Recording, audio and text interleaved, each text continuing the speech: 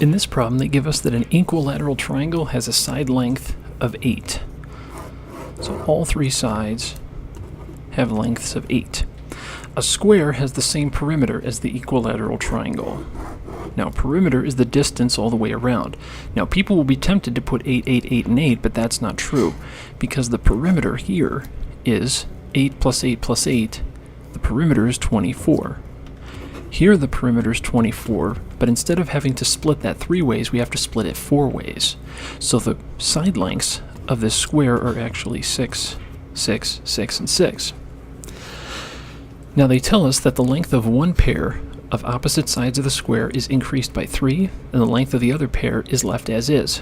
So we want to determine the numeric area of the rectangle formed.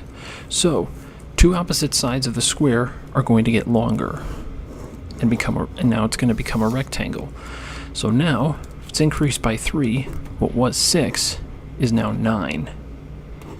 So now these 2 sides remain as they are. These 2 sides become 9. And so now we want to find the area of this rectangle.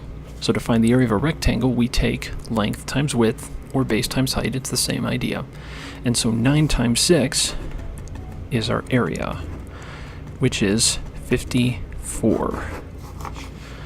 There's our answer, and we're done.